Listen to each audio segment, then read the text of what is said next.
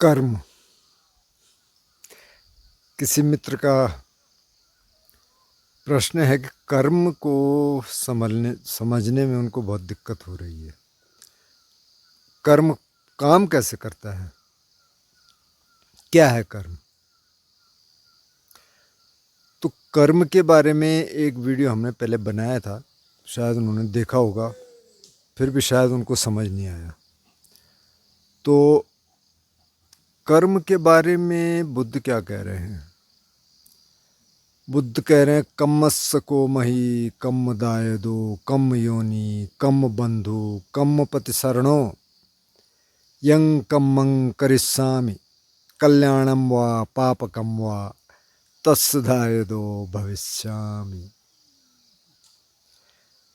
तो पंचस्मरण में बुद्ध कह रहे हैं कि मैं जो कुछ हूँ कम्मस्सको मही, वो कर्म की के कारण हूँ, मतलब मैं कर्म की संतान हूँ। कर्म ही मेरा भविष्य है, कर्म ही मेरा मित्र है। यं कम्मं करिष्यामि कल्याणम वा पापकम वा, और जैसे भी कर्म मैं करता हूँ अभी, वो कल्याणम मतलब कल्याणकारी हैं, अच्छे हैं, या पापकम या पापकारी हैं, अच्छे हैं या बुरे हैं।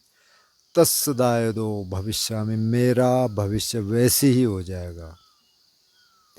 तो अब अगर इस सूत्र को देखें, ये पंचस्मरण का एक हिस्सा है, जिसमें 4 और हिस्से हैं, लेकिन वो कर्म को लेके नहीं है, ये कर्म को लेके है। तो फिर ये एक तो एकदम साफ हो गया कि जो कुछ अभी हम हैं वो कर्म के कारण है, यानी जो मनुष्य योनि मिली हमको वो कर्म के कारण है। अब बुद्धिस्ट विचार में भी और वैदिक विचार में भी पुनर्जन्म है। तो हमने पिछले जन्म में जो कार्य किए वो उसके कारण हम अभी हैं। अब कोई पिछला जन्म न माने, अगला जन्म न माने, तो वो अलग चीज़ है। फिर आपको ये देखना पड़ेगा कि इस जन्म में आप क्या कर रहे हैं अभी, और उसके हिसाब से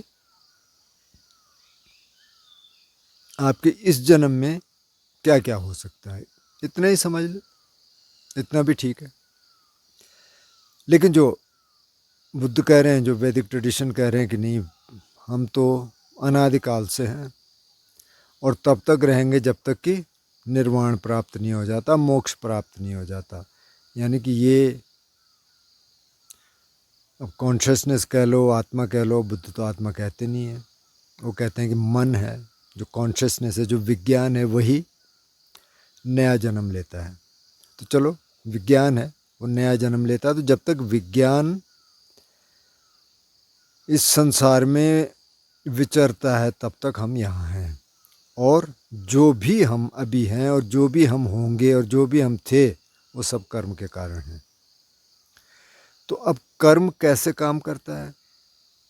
तो एक तो हमने एक वीडियो में सिमली दी थी कि एक गिलास में पानी है, उसमें आपने नमक डाल दिया, या गिलास में नमक है उसमें पानी डाल दिया, एक ही बात है, और उसको आप पीने की कोशिश करिए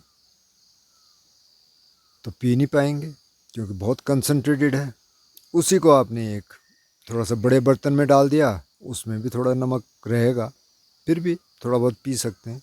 उसी को आपने किसी नदी में, गंगा में डाल दिया, किसी बड़ी झील में डाल दिया, पी सकते हैं, कुछ नहीं, उसका कोई फ़र्क ही नहीं पड़ेगा। एक गिलास नमक से क्या होगा?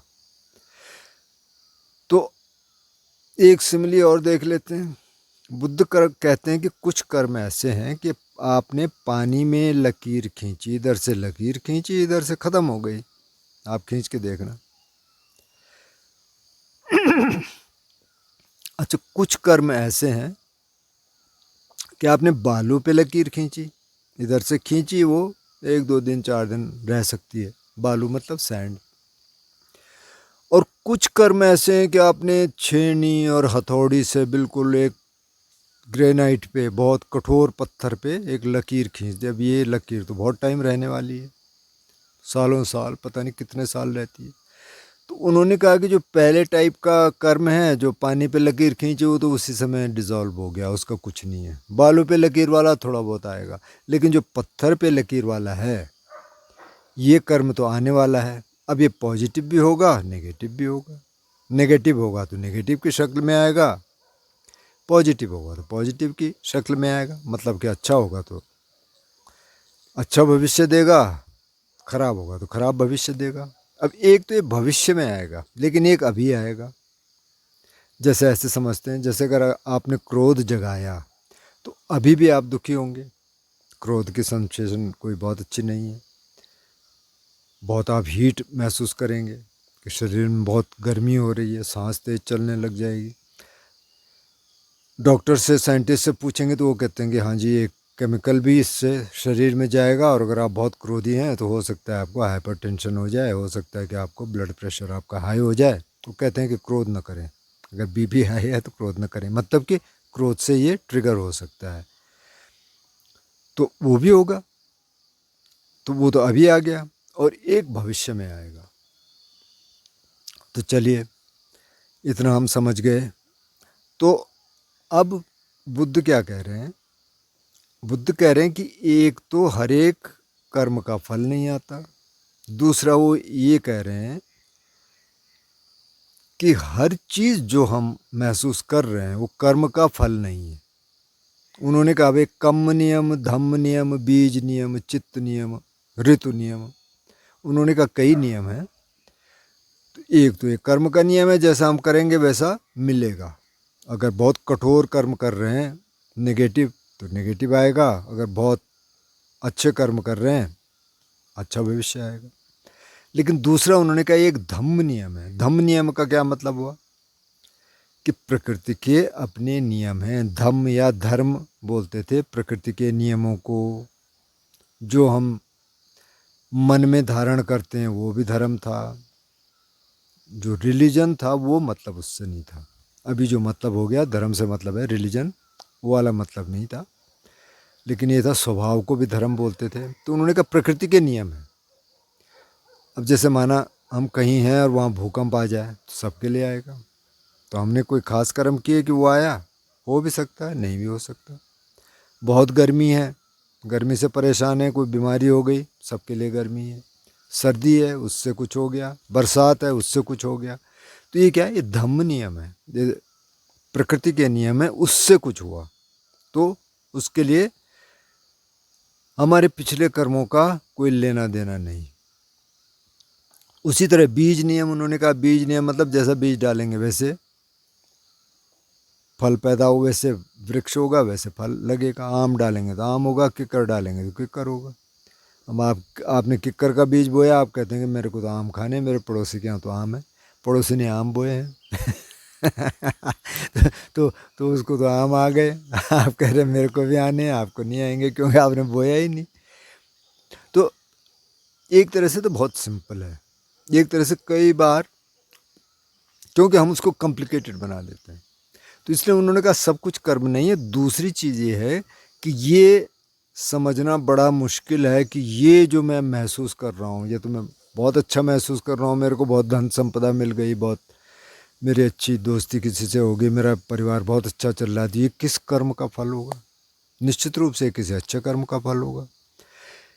या हम बहुत मुश्किल में हैं, कई बार ऐसी सिचुएशंस आती हैं, अच्छे सबके साथ आती हैं, तो ये किस कर्म का फल होगा? बुरे कर्म का होगा, पर किस बुरे का होगा हमें नहीं मालूम। क्योंकि पिछले जन्म में क्या हुआ हमें तो मालूम नहीं है कि पिछला जन्म कहाँ था, क्या था। मालूम हो भी जाए तो भी कहाँ पता चलेगा, इसी जन्म का क्या पता है कि हमने क्या क्या किया। तो एक वो है। तो इसलिए अब घूम फिर के बात यहाँ आ जाती है कि आप यहाँ क्या कर रहे हैं इस समय। तो उन्होंने कहा कि एक और चीज़ है इसमें, कि माना कि किसी खराब कर्म को, जो आपने कोई बुरा काम किया और उसको अभी पकना है, क्योंकि उसका एक समय है। उन्होंने कहा हर कर्म का एक समय है पकने का और उसके अपनी ज़िंदगी में आने का। तो माना कि आपने कोई बहुत बुरा कर्म किया और अभी लेकिन आप ध्यान में बैठे हैं और उसका वक्त अभी है, तो हो सकता है वो किसी संवेदना के रूप में आ जाए और आपने संवेदना को समतापूर्वक देख लिया, वो ख़त्म हो गया। लेकिन ये भी हो सकता है कि आप किसी गलत लोगों की संगत में बैठे हैं, वो कोई प्लॉट बना रहे हैं कोई चोरी का या कुछ और चीज़ का, और आप वहाँ बैठे हैं, आप न भी करना चाहें तो भी वो फल आ जाएगा। क्योंकि अगर चोर पकड़े गए कल तो आप भी फंस जाएंगे, भले आपने चोरी की हो और ना की हो। तो आप इन कर्मों को कैसे भूमि दे रहे हैं, इसको बोला भूमि। आप अच्छी भूमि दे रहे हैं, खराब भूमि दे रहे हैं।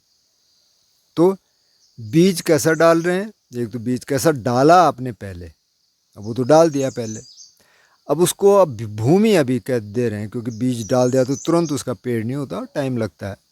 तो उसको पानी देना पड़ता है, हवा मिलेगी, धूप मिलेगी, अच्छी ज़मीन मिलेगी, तब वो होगा, नहीं तो नहीं होगा। तो अब ज़मीन कैसी है, अब आप कैसी ज़मीन दे रहे हैं, कैसी भूमि दे रहे हैं। तो इसलिए कहा कि सत्संग करो, सत्संग में जाओ, तो अगर कोई बुरा कर्म भी उस समय आना होगा तो नहीं आएगा। और ऐसे ही अच्छा कर्म है, अच्छा कर्म की इस समय माना पक गया और इस समय उसको आना है, लेकिन आप बुरी संगत में तो वो नहीं आएगा, वो ख़त्म हो जाएगा। तो इसलिए कहा कि ज़्यादा से ज़्यादा ध्यान करो, शील का पालन करो, ताकि आप बुराई से बच सकें। अभी तो जो पुराने कर्म हैं उनको भूमि नहीं दे रहे आप, नहीं, उनको भूमि नहीं मिल रही है, तो वो अपने आप डिजॉल्व हो जाएंगे। और आप अच्छी संगत में हैं तो जो अच्छे कर्म हैं उनको आप ज़मीन दे रहे हैं, तो वो फलेंगे फूलेंगे आएंगे जीवन में। लेकिन जो बुरे हैं वो नहीं आ पाएंगे। लेकिन अब इसमें यह है कि अगर कोई अत्यंत कठोर कर्म किए हैं, आपने हत्याएं कर ली, व्यभिचार कर लिया, महिलाओं के प्रति आपने बहुत ज़्यादती कर दी, चोरी कर दी बहुत बड़ी, बहुत ऐसे झूठ बोल दिए जिससे कि बहुत ज़्यादा नुकसान हो गया किसी का, जैसे र्यूमर फैला देते हैं कई लोग कि फलानी जगह दंगे हो रहे, ये हो रहा, जबकि होता कुछ नहीं और उससे दंगे भड़क जाते हैं, उनका उद्देश्य ये। तो इन कर्मों का बुद्धने का फल आएगा, आप ज़मीन दें न दें वो अपनी ज़मीन ढूंढेंगे। तो इसलिए कहा गया कि भाई ऐसे कर्मों से बचें। इसीलिए 5 शील दिए कि हिंसा मत करिए, ऐसा नहीं कहा कि मत करिए, ऐसा कहा कि उससे दूर रहने की कोशिश करिए। तो हिंसा नहीं करनी, चोरी नहीं करनी, व्यभिचार नहीं करना, झूठ नहीं बोलना और नशा नहीं करना। अब ये 5 शील आपने पालन कर दिए तो आप क्या कर रहे हैं, ज़मीन नहीं दे रहे हैं। जो पुराने कर्म हैं उनको ज़मीन नहीं दे रहे हैं। तो अब बुद्धिस्ट जो टीचिंग्स हैं, जो बुद्ध की शिक्षा है, उसको कई आयामों में आप समझ सकते हैं, क्योंकि बुद्ध ने कई कोणों से उसको व्याख्या करने की कोशिश की, उन्होंने छोड़ा कुछ नहीं। इसीलिए कहते हैं स्वाख्यातो भगवतो धम्मो, कि भगवान ने यानी बुद्ध ने धर्म को अच्छी तरह व्याख्यात कर दिया, बहुत अच्छी उसकी व्याख्या कर दी। तो इधर से भी समझा दिया, उधर से भी समझा दिया। आप ज़मीन नहीं देंगे तो वो फलेगा फूलेगा नहीं, अच्छी ज़मीन देंगे तो अच्छा कर्म जब पकना होगा वो आएगा, बुरा आना होता तो डाइल्यूट हो जाएगा, उतना नहीं आएगा, किसी संवेदना के रूप में आ जाएगा। जैसे एक भाई साहब ने कभी सवाल किया था कि वो संवेदना के रूप में आता है, तो ऐसे आता है कि उस कर्म के अभी पकने का टाइम हुआ, वो संवेदना के रूप में आ गया और आपने उस पर ज़्यादा रिएक्ट नहीं किया, समता में रहे, वो ख़त्म हो जाएगा। तो बुद्ध ने कई तरीके से उसको समझाने की कोशिश की, लेकिन कुल मिला के घूम फिर के बात यह है कि आप अभी क्या कर रहे हैं, अभी आपकी ज़िंदगी कैसी है। अगर तो आपके पास सब सुख संपत्ति है, सब धन दौलत है, बहुत अच्छा चल रहा परिवार, सब कुछ ठीक ठाक है, बहुत बढ़िया, तो आप अभी क्या कर रहे हो। मतलब उसको एक तो ये है कि उससे बिल्कुल इंटॉक्सिकेटेड हो जाइए, कह रहा है मेरे पास तो सब है, घमंड आ गया, एरोगेंट हो गए, किसी को कुछ नहीं समझ रहे अपने आगे, तो ये फिर गलत कर्म हो गया। यानी सुख संपत्ति आई, लेकिन सुख संपत्ति के कारण आपने अपने को एरोगेंट बना दिया, तो गलत दिशा में चल पड़ा कार्यक्रम। तो इसका मतलब फिर भविष्य में ये सामने आएगा। लेकिन सुख संपत्ति सब कुछ है और आपके मन में ये है कि यार मैं कैसे लोगों को मदद करूं, कैसे कैसे मैं चैरिटी ऑर्गेनाइजेशंस को दान दूं, या मोनेस्ट्रीज़ को, या धम्म सेंटर्स को, या और गरीबों को, वंचित वर्ग को। तो ये बहुत अच्छी इंटेंशन है, आप देते भी होंगे, क्योंकि जिसके पास पैसा वो देगा। अब लेकिन अगर अभी अच्छी स्थिति नहीं है, दुख है, पैसा भी नहीं है, ये भी नहीं है, लेकिन आप समता में रहने की कोशिश करते हैं और कहते हैं ठीक है, हम इसको समतापूर्वक देखेंगे और करेंगे, जो भी करना होगा हम इस स्थिति से बाहर निकलने की कोशिश करेंगे, तो आप अच्छा कर्म कर रहे हैं। इसके उल्टे आप यहाँ भी गलत कर्म कर सकते हैं कि अरे यार मैं क्यों हूँ, चलो मेरे पास पैसा नहीं है तो मैं थोड़ा चोरी कर लेता हूँ, कुछ और कर लेता हूँ, तो वो फिर गलत तरफ चला जाएगा। तो घूम फिर करके कहानी फिर वहीं आती है, जैसे हम बार बार कह रहे हैं कि अभी क्या कर रहे हो, अभी की स्थिति क्या है आपकी। अभी शील का पालन करते हो, ध्यान का अभ्यास करते हो, समाधि का अभ्यास करते हो। अब बाकी चीज़ें आप उसको अगर आपने इंटरप्रेट करना शुरू कर दिया, कई एक सज्जन से मैं मिला कि अरे यार हम तो ध्यान भी करते हैं, सब कुछ करते हैं, बहुत दुख है ज़िंदगी में। अब ज़िंदगी में दुख इसलिए नहीं है कि आप ध्यान करते हैं और शील का पालन करते हैं, बल्कि वो तो नहीं भी करते तो और ज़्यादा दुख होता। तो वो दुख तो किसी कारण से आ रहा है ना, पिछले किसी कारणों से वो दुख आ रहा है। तो आप ये मत कहिए कि मैं ध्यान करता हूँ फिर भी आ रहा है। ध्यान को ब्लेम मत करिए, ध्यान कर रहे हैं बहुत अच्छा है, आगे चल के हो सकता है बहुत अच्छी स्थिति आ जाए, तो आप कहेंगे हाँ यार मैं ध्यान कर रहा हूँ तो बहुत अच्छी स्थिति आ गई। अच्छी स्थिति आए, बुरी स्थिति आए, उससे इसको मत मेजर कीजिए, इसको मत तोलिए कि अच्छा ध्यान कर रहे हैं तो अच्छा ही अच्छा होगा और बुरा नहीं होना चाहिए, या नहीं कर रहे हैं तो बुरा होगा। पिछले हो सकता है पीछे उसने बहुत अच्छा काम किया हो, तो अभी वो कोटा चल रहा है, जब वो ख़त्म हो जाएगा तो फिर उस तरह के ज़िंदगी में आपको मुश्किलें या अच्छाइयाँ झेलनी पड़ेंगी, जो भी है। तो कर्म का सिद्धांत मोटा मोटा तो यही है कि भाई आपने अच्छे कर्म किए होंगे तो अच्छा आएगा, बुरे कर्म किए होंगे तो बुरा आएगा। उसको आप अच्छी ज़मीन नहीं दे रहे हैं, जो अच्छा कर्म है तो वो डिज़ोल्व हो जाएगा, आप बुरे कर्म को बुरा वो नहीं दे रहे हैं, ज़मीन नहीं दे रहे हैं तो वो डिज़ोल्व हो जाएगा। लेकिन जो बहुत कठोर कर्म है वो आएंगे, वो चाहे आप ज़मीन दें न दें, वो अपनी ज़मीन ढूंढेंगे, तो वो इस जन्म में भी आ सकते हैं, अगले जन्म में भी आ सकते हैं, और अगले जन्मों में भी आ सकते हैं। और अगर आप जन्म को नहीं मानते तो ये मान लीजिए फिर भी शील समाधि प्रज्ञा का आप जीवन जीते हैं, तो आप यहाँ तो खुश हैं, वही तो चाहिए। आप यहाँ खुश हैं, सब कुछ बहुत बढ़िया है। मुझे लगता है मोटा मोटा तो यही है। वैसे तो ये बहुत बड़ा सिद्धांत है, और सारे वैदिक ट्रेडिशन में भी है, बुद्धिस्ट ट्रेडिशन में भी है, और धर्मों में भी, और धर्म भी मानते हैं। अब जो अब्राहमिक रिलीजन्स हैं वो मानते हैं कि ये या तो अब मृत्यु के बाद आप इटर्नल हेल में जाते हैं या इटर्नल हेवन में जाते हैं, वो हमेशा के लिए, या तो हेल है या तो स्वर्ग है या तो नर्क है। बुद्ध कहते हैं ऐसा कुछ नहीं है भाई, ये तो संसार है, आप घूम रहे हैं, अच्छा करेंगे ऊपर जाएंगे, बुरा करेंगे नीचे जाएंगे। और ऐसा नहीं है कि वो हमेशा के लिए है। जब वो कर्म जो आपने किया जिसके कारण आप की गति नीचे की तरफ गई, या पशु योनि में गए, प्रेत योनि में गए, या नरक योनि में गए, जब वो ख़त्म हो जाएगा वो दूसरी योनि मिलेगी, मोस्ट प्रोबेबली आप फिर से मनुष्य योनि में आएंगे। इसी तरह अगर आप ऊपर गए देव योनि में, ब्रह्म योनि में, तो वहाँ बहुत लंबा जीवन है, लेकिन उस जीवन के बाद उसने भी ख़त्म होना है, तो फिर कहीं और पैदा होगा, हो सकता है मनुष्य योनि में हो। तो कुल मिला के बात यह है कि आप अपने कर्मों को अभी ठीक रखिए, और ज़्यादा कुछ मत सोचिए कि ये किसका परिणाम है और वो किसका परिणाम है। सब परिणाम अच्छे आएंगे अगर आप अच्छा कर रहे हैं, नहीं कर रहे हैं तो इसका उल्टा होगा।